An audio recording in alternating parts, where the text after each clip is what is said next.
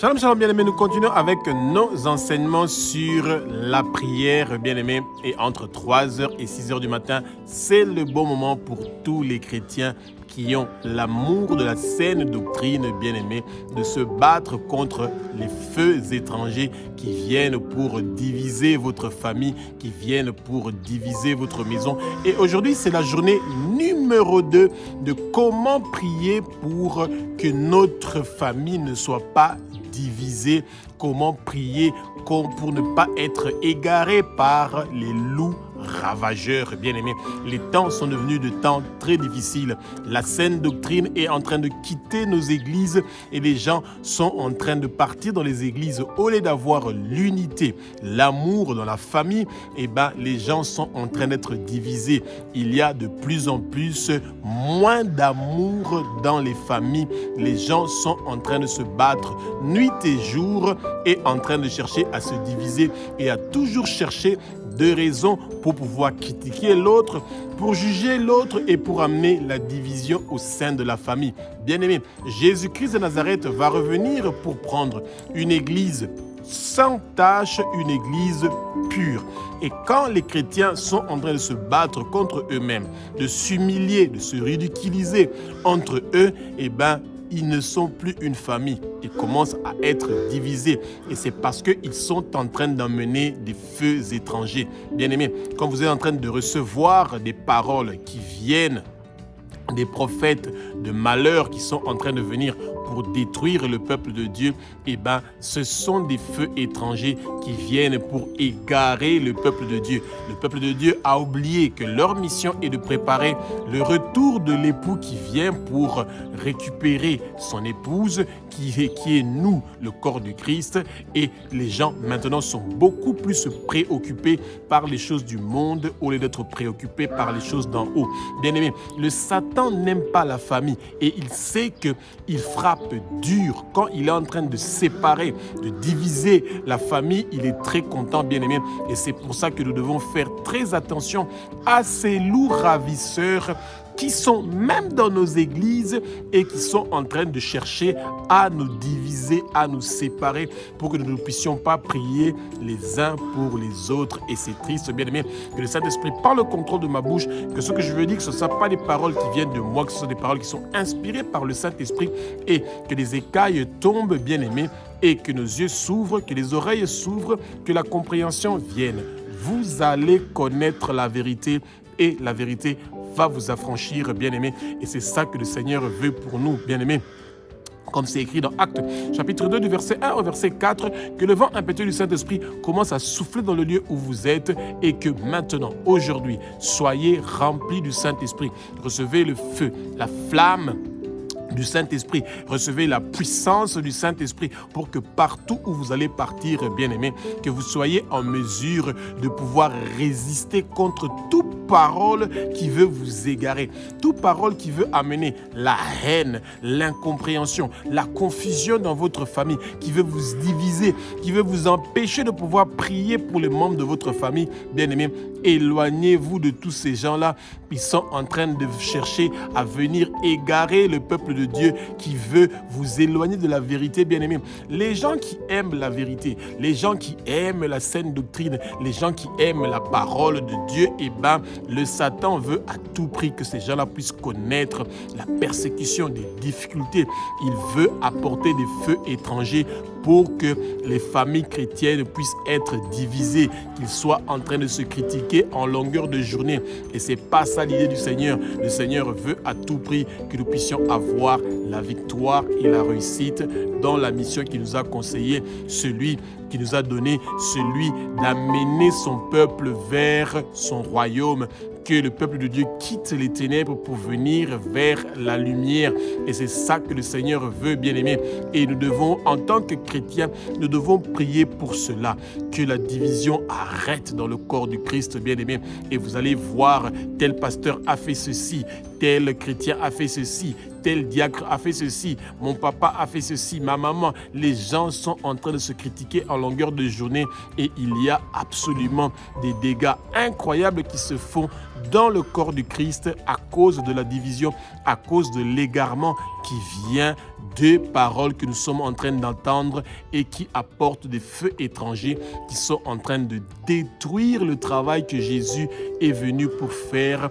Et c'est vraiment triste et malheureux de voir que les chrétiens sont en train de céder à cette attaque-là démoniaque et maléfique que le monde de ténèbres est en train de faire avec beaucoup de succès, je dois dire, dans le peuple de Dieu. C'est triste. Écoutez seulement comment les serviteurs de Dieu, les familles sont attaquées en longueur de journée et qu'on empêche les chrétiens de pouvoir dénoncer les lois anti-bibliques qui sont en train d'être votées. C'est incroyable, mais le peuple de Dieu, nous ne devons pas baisser les bras, nous devons continuer à nous battre parce que la victoire est pour nous. Jésus a vaincu pour nous sur la croix de Golgotha. Alléluia. Luc chapitre 21 au verset 8, bien-aimés. Jésus-Christ de Nazareth, le roi des rois, le Saint des Seigneurs, il nous invite à ne pas laisser notre famille, notre maison à être égarée par les gens qui viennent et qui disent qu'ils ont été envoyés par le Christ. Bien-aimés, si quelqu'un a été envoyé par le Christ pour venir dans votre famille pour vous annoncer la bonne nouvelle, il n'annonce pas la division et la séparation. Toute personne qui vient pour parler, bien-aimé, de la haine, de la division, de la séparation dans votre famille, bien-aimé, il ne parle pas de l'amour et par conséquence, il est en train de faire la promotion de son père qui est le Satan. Bien-aimé, faites très attention. Les églises du diable, les églises de Satan sont en train de se multiplier, qui sont en train d'emmener la haine entre les enfants et les parents, entre les parents et les enfants, et que beaucoup ne veulent plus prier les uns pour les autres. Et Jésus nous a prévenus qu'il y aura des gens qui vont venir, qui vont dire qu'ils sont le Christ et qu'ils voudront qu'on commence à leur suivre eux, au lieu de suivre ce qui est écrit dans la Bible, ce qui est écrit dans la parole, bien-aimés. Et ça, c'est quelque chose que nous devons faire très attention. Le moment est arrivé où les chrétiens sont en train d'être égarés. On est en train de les reconduire sur un mauvais chemin. Le seul chemin qui mène vers le Père, ce chemin-là s'appelle Jésus-Christ de Nazareth, le roi des rois, le Seigneur des seigneurs. Et les loups ravisseurs savent, quand ils sont en train d'attaquer les chefs de famille, quand ils sont en train d'attaquer ceux qui sont en train de prier dans les maisons, il sait qu'il va les disperser et que quand ils sont dispersés, il peut isoler certains moutons qui ne sont pas forts et il pourra les dévorer, bien-aimés. Mais la bonne nouvelle est que nous avons un berger qui est puissant, qui s'appelle Jésus-Christ de Nazareth, le roi des rois, le Seigneur des seigneurs, qui ne va pas laisser qu'une seule de vos cheveux ne soit dans la bouche des loups ravisseurs qui cherchent à détruire les familles, bien-aimées. Les feux étrangers, que ce soit les audios, les vidéos, les images, les photos, beaucoup de mauvaises choses, des habits, etc. Il y a beaucoup de choses que nous amenons dans nos maisons qui apportent des feux étrangers et qui apportent la division, la séparation, qui amènent des conflits et beaucoup de problèmes, bien-aimés. Et c'est pour ça que le peuple de Dieu doit se rappeler que nous sommes dans des temps qui sont très difficiles. Ne cherchons pas à faire les choses sans d'abord consulter Jésus. Qu'est-ce qu'il pense de cela? Bien-aimés, vous voulez prendre une maison, vous voulez vous marier, vous voulez avoir un travail, vous voulez faire des entreprises. Associez toujours le Seigneur en avance pour que vous puissiez lui dire que Seigneur, si cette maison où je veux partir habiter, si ce mariage-là où je veux partir, si ce travail-là que je veux partir faire, si ce business-là je veux partir faire va apporter des feux étrangers dans ma vie et dans ma famille, Seigneur, efface cela avec ton sang précieux, que ces opportunités-là que le Satan est en train de me présenter, qu'ils ne puissent pas venir dans ma vie au nom de Jésus. Bien-aimés, ayez le courage de refuser les opportunités que le Satan vous donne pour que vous puissiez amener les feux étrangers dans votre famille. Alléluia. Acte chapitre 20, du verset 28 au verset 30, bien-aimés. Jésus-Christ de Nazareth, le roi des rois, le Saint des seigneurs, nous rappelle quelque chose. Qu'il a payé le prix par son sang précieux pour que nous puissions être rachetés de la main de Satan. Et parce que Jésus nous a choisis, que nous sommes parmi ceux qui sont en train de l'adorer, de le louer, de le glorifier dans notre famille, eh bien, il nous confie, bien-aimé, notre famille. Et pas pour que nous puissions diviser notre famille, non, pour que nous puissions amener l'unité. Bien-aimé, quand vous avez reçu Jésus dans votre famille, vous êtes le sel qui amène la saveur dans votre famille. Et le Satan veut vous décourager, il veut vous égarer, il veut vous séduire, il veut vous faire sortir du bon chemin pour que vous ayez plus la force et le courage de combattre les feux étrangers qui viennent pour détruire, diviser, séparer votre famille, votre maison, votre entreprise, votre église. Bien-aimés, nous devons ouvrir nos yeux. Jésus nous a prévenus. Il a prévenu qu'il y aura des loups qui sont ravageurs, qui vont venir pour chercher à égarer les chrétiens dans la fin des temps. Et ce temps-là est déjà arrivé. C'est aujourd'hui, c'est maintenant. Bien-aimé, avant, quand quelqu'un disait qu'il est un pasteur, les gens étaient en train de le prendre avec beaucoup de respect. Et aujourd'hui, quand quelqu'un dit qu'il est pasteur, bien-aimé, vous devez voir comment les yeux des gens vont s'ouvrir. Pourquoi? Parce que en longueur de journée, il y a beaucoup de scandales dans les réseaux sociaux, dans les églises, partout que vous entendez en longueur de journée. Des chrétiens qui sont abattus, qui sont complètement déçus à cause du comportement des pasteurs et des serviteurs de Dieu.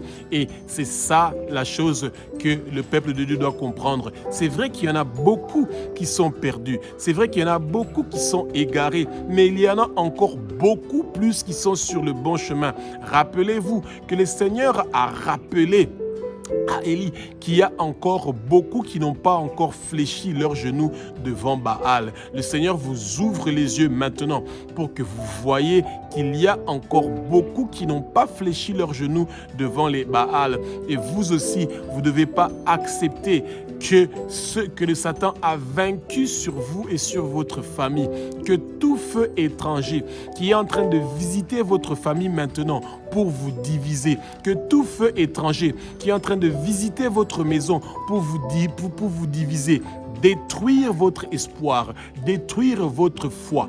Tous leurs plans maléfiques et diaboliques sont liés, enchaînés, déracinés de votre vie et de votre maison et jetés au feu au nom puissant de Jésus. Bien-aimés, les feux étrangers qui vous visitent, ils ne vont pas réussir et prospérer. Tous leurs plans maléfiques et diaboliques pour vous persécuter, pour emmener la souffrance, pour emmener toutes sortes de distractions dans votre famille, dans votre maison, ils ne vont pas réussir et prospérer parce que Jésus est la victoire. Jésus vous donne la victoire. Jésus est le triomphe. Jésus vous donne le triomphe aujourd'hui et maintenant. Commencez à guérir de toutes les blessures, de toutes les attaques, de toutes les meurtrissures parce que Jésus a pris toutes ces choses-là. Il a mis ça sur la croix de Golgotha et aujourd'hui, vous avez droit à la paix, au repos, à la tranquillité, d'avoir une vie paisible, d'avoir une famille qui est unie, qui est ensemble pour que nous puissions tous travailler pour le retour de Jésus-Christ de Nazareth que Dieu a resté des morts selon les Saintes Écritures. Alléluia. Apocalypse chapitre 3 au verset 20, bien-aimés. Jésus-Christ de Nazareth nous rappelle de pouvoir prier avec persévérance pour que nos familles puissent ouvrir la porte et que les portes de nos maisons soient ouvertes pour que Jésus vienne souper et dîner avec nous. Bien-aimés, il y a beaucoup de familles, il y a beaucoup de maisons qui ont laissé Jésus dehors. Ils ne veulent plus que Jésus entre dans leur maison, entre dans leur famille. Ils veulent que Jésus les aide, mais ils n'ont pas besoin que Jésus puisse venir siéger au milieu de leur maison, au milieu de leur famille. Et parce qu'ils savent que le Satan est avec ses amis au milieu de nos familles et qu'il a apporté des feux étrangers et que la gloire de Jésus vient siéger au milieu de louanges et des bonnes paroles et de la sainteté. Quand nous savons que nos familles et nos maisons doivent recevoir Jésus-Christ de Nazareth, nous devons nous sanctifier. Nous devons accepter la pureté. Nous devons refuser l'extravagance, une vie mondaine, rempli d'amour, des bonnes choses, des richesses, etc. Le peuple de Dieu s'est perdu. Dans nos maisons, dans nos familles, on ne parle plus que de l'argent, des habits, des chaussures, des voitures, des maisons, des richesses, de toutes les choses que nous allons laisser ici sur terre au lieu de penser aux choses d'en haut, les choses qui concernent Dieu. Bien-aimés, regardez seulement dans votre téléphone pendant combien d'heures nous passons en train de regarder les vidéos qui sont en train de nous, soi-disant, nous faire rire, etc., les gags, les blagues ou les documentaires ou les informations. Et regardons le ratio, le même temps que nous passons en train de nous occuper des choses de Dieu. Il n'y a pas match, bien-aimés. Les gens sont dans la distraction totale. Jésus est devant notre porte. Il est en train de taper il est en train de frapper à notre porte avec toute la gloire qu'il a. Et il veut qu'avec sa gloire, qu'il vienne dans nos maisons, qu'il vienne dans nos familles.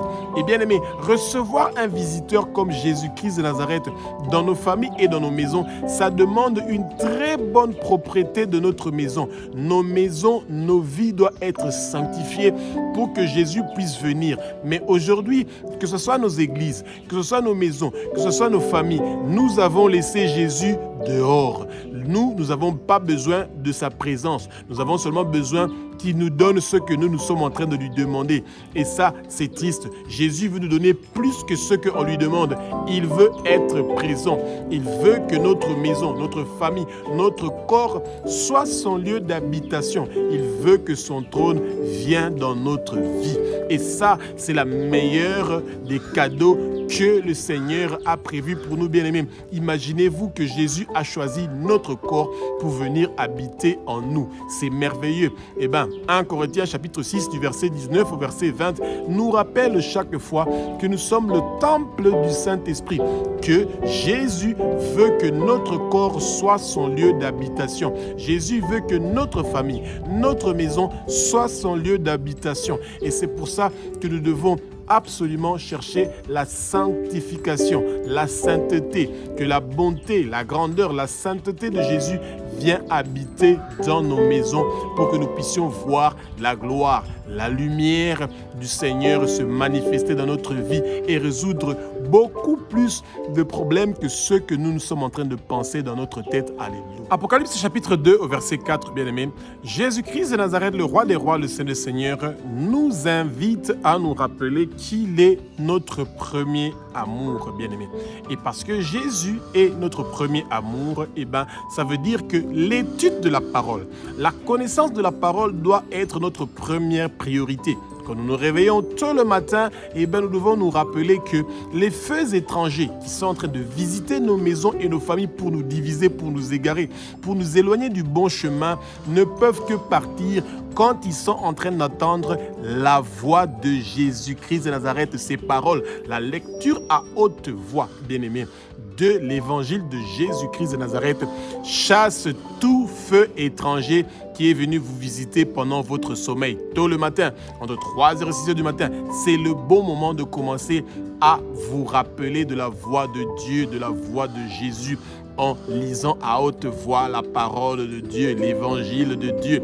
Et parce que nous sommes en train de prier, bien-aimés, ça veut dire que nous nous rappelons que la première personne qui a droit à avoir notre temps, eh ben, c'est Jésus, celui que nous sommes en train de prier dès que nous sommes réveillés. L'amour de la vérité. La vérité se trouve où? Eh bien, la vérité se trouve dans la parole. Et quand nous avons mangé la vérité, nous avons entendu la vérité qui vient de la parole de Jésus-Christ de Nazareth, bien-aimé, nous sommes prêts à affronter la journée et nos difficultés, bien-aimés. La préparation de la journée commence au moment où nous avons entendu la parole de Dieu et que nous avons prié et que nous demandons la protection divine, la protection de Jésus pour que nous puissions avoir la force et le courage dans toutes choses que nous sommes en train de traverser. Bien-aimés, beaucoup de chrétiens ont abandonné leur premier amour, l'amour de Dieu. Quand nous sommes nés, nos parents ont dit « Merci Seigneur que notre enfant est né sain et sauf ». Mais bien-aimés, dès que nous commençons à marcher et nous commençons à parler, nous avons oublié notre premier amour, celui qu'on a remercié parce que nous avons passé 9 mois dans le ventre de notre maman et que nous sommes sortis dehors et qu'après 9 mois, nous avons marché et que maintenant nous savons parler et que maintenant nous devons être au service de celui qui s'est occupé de nous, qui s'est occupé de nous parce que nous sommes des créatures si merveilleuses. Comme le dit le psaume 139, bien-aimé, au verset 13, le Seigneur nous rappelle qu'il nous aime. Et parce qu'il nous aime et que lui, il a nous comme son premier amour, parce que Dieu aime Jésus, Jésus aime Dieu et nous aimons Jésus et Jésus nous aime et nous faisons un avec le Père. Et c'est pour ça que le Père est tellement content que nous sommes ensemble avec lui et que son amour continue à se déverser en nous. Bien-aimés, tôt le matin, rappelons au Seigneur, Abba, notre Père qui est aux cieux, notre Dieu, notre Roi, je veux que tu restes. Tu es mon premier amour. Je veux que tu restes mon premier amour. Je veux étudier ta parole tous les jours en premier. Je veux prier, je veux connaître la vérité et je veux que tu m'utilises comme ton instrument pour faire ton travail, pour faire connaître ton nom partout dans le monde entier, pour gagner des âmes dans chaque recoin du monde entier. Bien-aimés, nous devons absolument combattre les feux étrangers qui veulent nous éloigner de cette mission-là que le Seigneur nous a confiée pour que nous puissions travailler pour notre Père qui est aux cieux, notre Dieu, notre Roi. Alléluia. 2 Timothée chapitre 3 du verset 1 au verset 5, bien-aimés. Jésus-Christ de Nazareth, le roi des rois, le Seigneur, nous invite à intercéder pour l'unité de la famille, bien-aimés.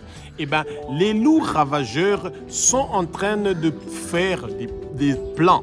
Ils ont un agenda maléfique d'amener la division dans les familles, dans les maisons, dans les églises, à travers les iniquités et les péchés. Bien-aimés, sachons quelque chose. Quand Daniel, bien-aimé, qui était en train de prier, il n'y a pas de verset que j'ai trouvé personnellement où on disait que Daniel était en train de pratiquer des péchés. Mais Daniel avait prié pour Israël en disant « Nous avons péché ». Les chrétiens de nos jours ne veulent pas intercéder pour leur famille, pour leur maison et pour leurs églises et dire que nous avons péché.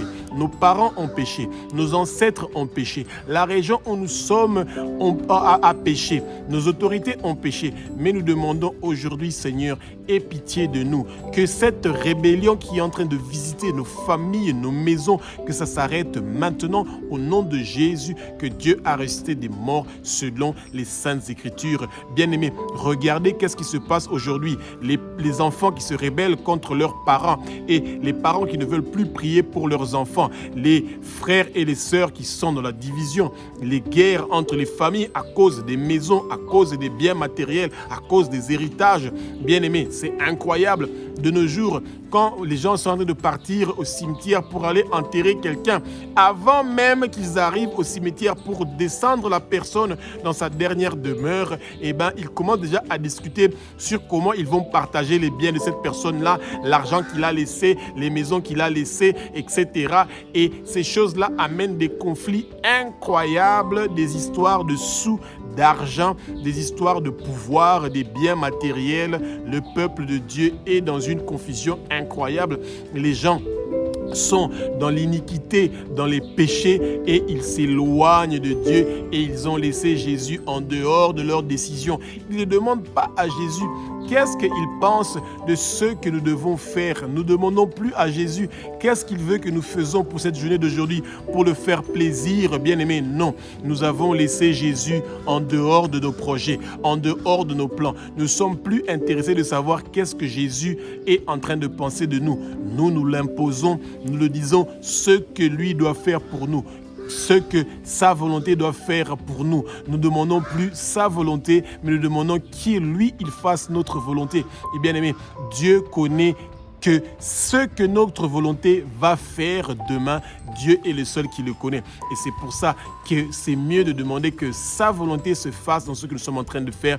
Et la volonté de Jésus est toujours que nous soyons bien, que nous ayons une vie paisible, tranquille et que nous soyons toujours en bonne santé. Et c'est pour ça que, bien aimés, nous devons absolument chercher la lumière, nous éloigner des ténèbres, que notre famille reçoive la lumière, que l'esprit de division, de séparation, de confusion retourne d'où ça vient au nom de Jésus. Tout pouvoir chargé de diviser, de séparer nos familles, nos maisons avec de feux étrangers, ils ne vont pas réussir et prospérer parce que le Seigneur amène aujourd'hui la victoire et la réussite dans toutes choses que nous sommes en train d'entreprendre. Alléluia. Apocalypse chapitre 2 du verset 8 au verset 11, bien-aimés. Jésus-Christ de Nazareth, le roi des rois, le Saint Seigneur, nous invite à nous battre, bien-aimés, contre la persécution. Et nous n'allons pas nous battre avec des armes physiques, non, nous allons nous battre avec l'épée que le Seigneur nous a donnée, c'est la parole. Mieux on va connaître la parole, mieux on va étudier la parole, plus nous allons avoir la force, bien-aimée, de pouvoir détruire les plans du monde des ténèbres pour emmener la division, la séparation, la confusion dans nos familles et dans nos maisons. Bien-aimés, le peuple de Dieu doit se rappeler, d'abord, quand le Seigneur était en train d'envoyer les disciples, il les demandait de ne rien emmener avec eux. Et là où on va les recevoir, ces gens seront bénis. Et là où on va les rejeter, ils vont secouer leurs habits. Mais à la fin, avant qu'ils soient livrés à Caïphe, il les a dit, maintenant, prenez maintenant vos armes, prenez votre épée pour que vous puissiez vous battre. Mais au fait, bien-aimés, ce n'est pas des épées physiques dont nous avons besoin, non, c'est les prières. Et nous devons dire que tout pouvoir qui amène la persécution dans notre vie, parce que nous avons fait le choix de vivre selon l'évangile de Jésus-Christ de Nazareth, eh bien, que tous ces pouvoirs-là soient effacés par le sang précieux de Jésus-Christ de Nazareth. Bien-aimé, le peuple de Dieu doit prier. Nous devons intercéder pour que ces feux étrangers qui sont en train de visiter nos familles, pour venir pour détruire ces plans merveilleux que notre berger Jésus-Christ de Nazareth a prévu pour nous, que tous leurs plans ne puissent pas réussir et prospérer. Bien-aimés, rappelez-vous que parce que nous avons fait le choix d'aimer, de vivre une vie pieuse selon l'évangile de Jésus-Christ de Nazareth, de craindre le péché, de nous éloigner du mal, de nous éloigner du péché, de refuser l'occultisme, le satanisme, la sorcellerie. Bien-aimés, c'est pour ça qu'ils veulent nous persécuter, parce que nous parlons de l'évangile, parce que nous parlons de la Bible, parce que nous parlons des œuvres que Jésus a fait pour pouvoir racheter le peuple de Dieu pour qu'il puisse l'appartenir, bien-aimés. Et n'ayons pas peur, soyons rassurés que Jésus a gagné pour nous sur la croix de Golgotha et qu'il nous a déjà donné la victoire. Nous avons la victoire, nous avons le triomphe et notre famille ne sera pas divisée, notre maison ne sera pas divisée, nos églises ne seront pas divisées. Au nom puissant de Jésus, que Dieu a ressuscité des morts selon les Saintes Écritures, bien-aimés, ne vous fatiguez pas, ne vous lassez pas, continuez à prier avec persévérance pour que cette victoire que le Seigneur nous a donnée puisse se manifester, agir à travers nous, que le Saint-Esprit continue à nous donner la force et le courage de continuer à nous battre pour que la persécution qui est en train de chercher à affaiblir le peuple de Dieu, à affaiblir les églises, à affaiblir ceux qui sont en train de connaître des persécutions aujourd'hui, pour qu'ils puissent renier Jésus, cela ne va pas réussir et prospérer. Que tout pouvoir chargé de pousser le peuple de Dieu, de renier Jésus, ils ne vont pas réussir et prospérer. Nous avons la victoire et la réussite. Alléluia.